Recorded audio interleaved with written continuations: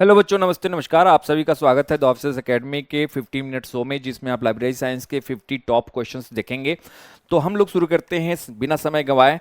सबसे पहला क्वेश्चन, कौन सा ग्रंथ मिति सूत्र यानी फ्रीक्वेंसी ऑफ पब्लिकेशन से संबंधित है? तो इसका सही आंसर है पहला, लोटका लॉ कहते हैं, लोटका लॉ इसका सही आंसर है।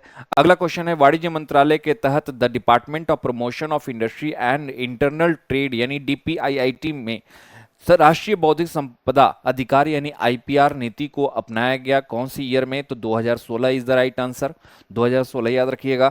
अगला क्वेश्चन है, डैश में बर्नार्ड ब्रेल्सन ने संचार अनुसंधान में कंटेंट एनालिसिस, ये 8 ऐसे ही मिसप्रिंट हो गया है, का प्रथम प्रयोग किया गया था कौन सी ईयर में?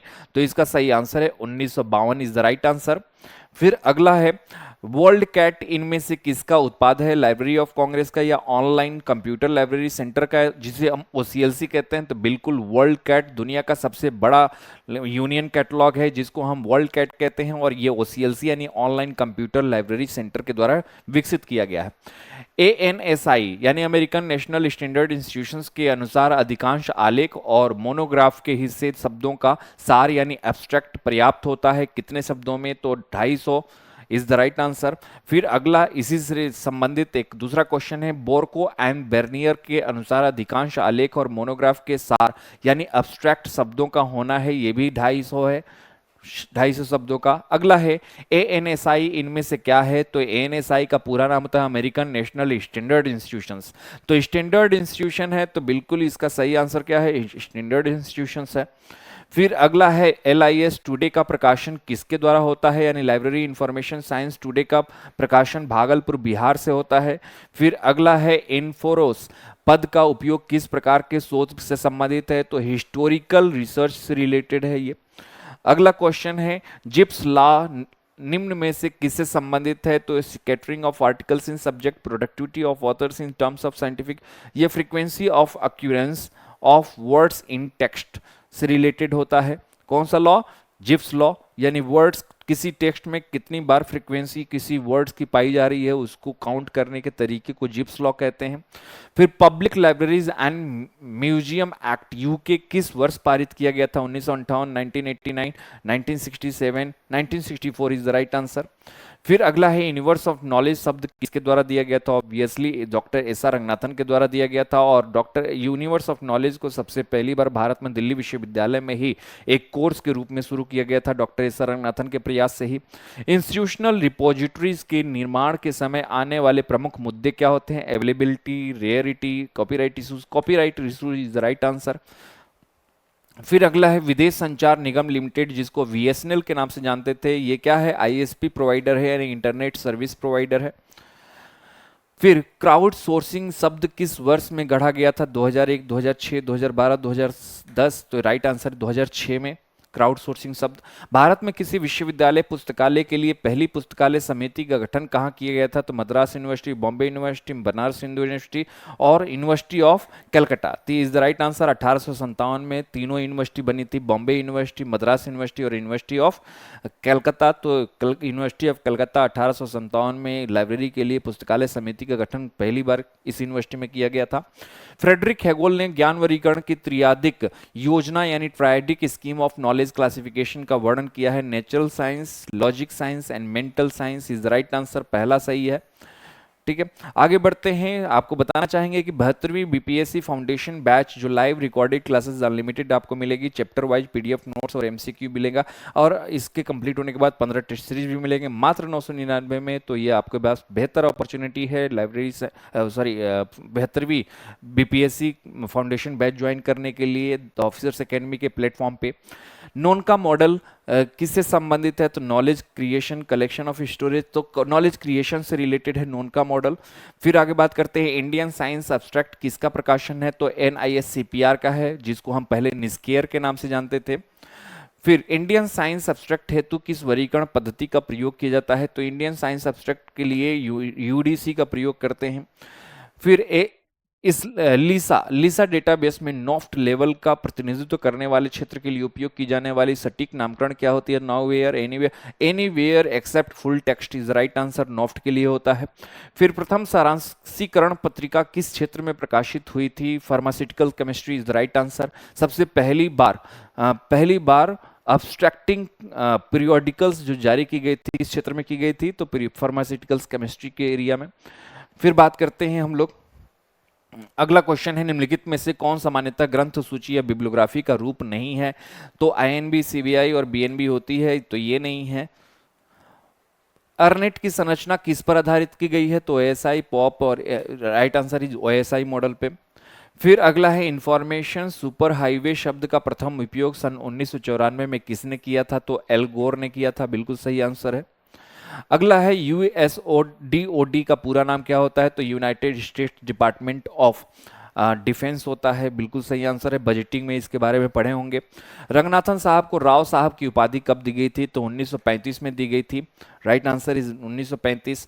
फिर डिक्शनरी ऑफ नेशनल बिब्लियोग्राफी में किस देश के लोगों की सूचना शामिल होती है? तो ये बायोग्राफी है, sorry, dictionary of national biography ये यूके के लोगों की जीवनी का डिक्शनरी होती है।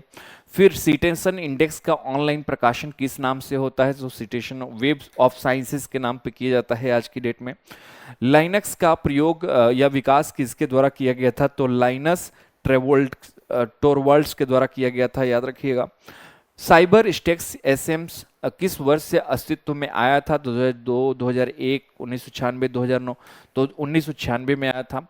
बात करते हैं बीपीएससी एईडीओ यानी सहायक शिक्षा विकास पदाधिकारी के बारे में। तो ये टारगेट बैच शुरू किया गया है द ऑफिसर्स एकेडमी के द्वारा। हिंदी माध्यम है जिसमें लैंग्वेज, जनरल स्टडीज, मैथ और रीजनिंग के बारे में पढ़ाया जाएगा, मात्र 999 में, जिसमें आपको live classes, recorded classes, board PDF और एमसीक्यू आपको मिलेंगे, और आफ्टर कंप्लीशन 15 टेस्ट सीरीज भी आपको मिलेगा। फिर टर्म वेब 2.0 किसके द्वारा प्रस्तुत किया गया था? तो टीम और रियली के द्वारा किया गया था, याद रखिएगा। फिर अगला है, स्कोपस सबसे बड़ा क्या है? लाइब्रेरी सॉफ्टवेयर है, स्कॉलरी फुल टेक्स्ट इंजन है, डिजिटल लाइब्रेरी है, या एब्स्ट्रैक्ट एंड सिटेशन डेटाबेस है? तो बिल्कुल एब्स्ट्रैक्ट एंड सिटेशन डेटाबेस है। अगला है, लोकस, क्लॉक्स और पोर्टिको किससे संबंधित है? तो digital library, mobile library, preservation and digital publication, या नन? तो राइट आंसर इज सी, यानी प्रिजर्वेशन एंड डिजिटल पब्लिकेशन से है। फिर प्रिसाइज को डेरेक ऑस्टिन द्वारा में उपयोग के लिए बनाया गया था, तो बीएलबी यानी ब्रिटिश नेशनल बिब्लियोग्राफी के लिए विकसित किया गया था, जो चेन इंडेक्सिंग को रिप्लेस किया था। फिर साइबर स्टेक्स एसएम से संबंधित वर्गीकरण पद्धति क्या होती है? तो लाइब्रेरी कांग्रेस ऑफ क्लासिफिकेशन होती है। पुस्तकालय सूची के उद्देश्य सर्वप्रथम किस वर्ष प्रस्तुत किए गए थे? तो 1876 में किए गए थे, यह महत्वपूर्ण वर्ष था। वेटिकन कोड का निर्माण किस वर्ष किया गया था? तो बिल्कुल सही आंसर है 1927 में वेटिकन कोड पढ़ा चुके हैं आप लोगों को। कलकत्ता पब्लिक लाइब्रेरी को कब स्थापित किया गया था? तो बिल्कुल सही आंसर है 21 मार्च 1836 को स्थापित किया गया था Calcutta library, public library. Calcutta public library को फोर्ट विलियम कॉलेज में किस वर्ष मेटकॉफ हॉल में लाया गया था? तो 1844 is the right answer. Bihar Jeevika भर्ती के लिए 2025-26 के लिए बैच बने हुए हैं, जिसमें बहुत सारे पोस्ट के लिए आपके बैचेज हैं, और आप देख सकते हैं कि उसकी चार्ट भी आपके सामने है, और जिसमें आपको लाइव क्लासेस, रिकॉर्ड क्लासेस के द्वारा आपको current affairs, modern history, reasoning, maths, Jeevika special science and computer science के बारे में आपको पढ़ाया जाएगा।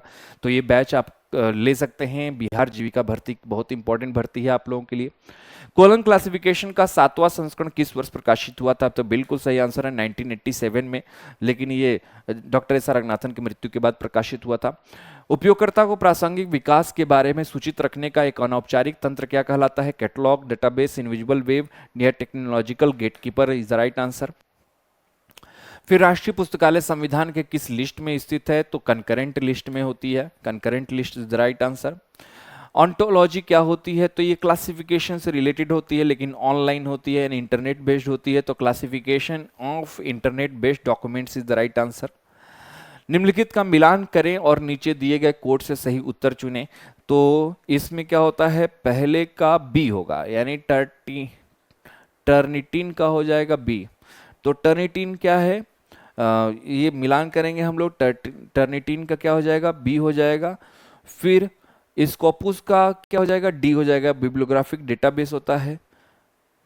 फिर अगर बात करते हैं चैट जीपीटी क्या है? तो चैटबॉट है।